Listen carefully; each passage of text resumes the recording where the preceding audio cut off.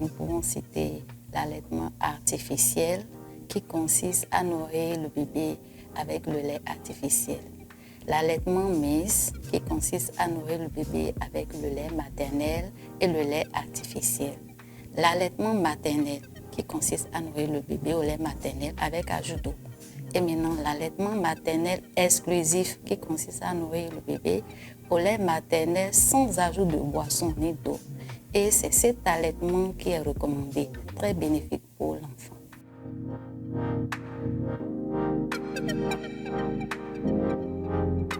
Le lait maternel est composé d'eau à 85 à 90%. Le lait maternel contient des glucides qui vont apporter la plupart de l'énergie dont l'enfant a besoin.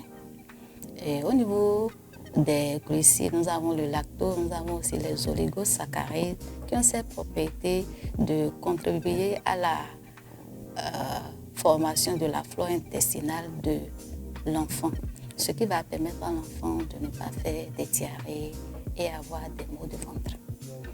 Nous avons les lipides et dans les lipides, on a les acides gras à chaîne longue qui sont très bénéfiques pour l'enfant, qui vont participer à la formation du cerveau de l'enfant, à la formation, à la maturation du système nerveux et aussi à la maturation des yeux. Nous avons également des protéines qui vont permettre à l'enfant de bien croître. Nous avons aussi des vitamines et des sels minéraux qui vont permettre de protéger l'enfant contre les maladies. Et ce lait, au fur et à mesure que l'enfant grandit, ça s'adapte. Vous allez voir les 5 premiers jours, le lait va passer du jaune à l'état vraiment clair. Le lait de transition va s'installer les 2 semaines après les 5 premiers jours. Et après, le lait mature, qui est le lait défini, va s'installer. Et ce lait va permettre à l'enfant de bien grandir. Et ce lait, avec les acides aminés à longue chaîne, va rendre l'enfant très intelligent. Ce lait contient des hormones qui vont développer l'amour entre l'enfant et sa maman. Et aussi, c'est un enfant, lorsqu'il va grandir, c'est un enfant qui sera sociable.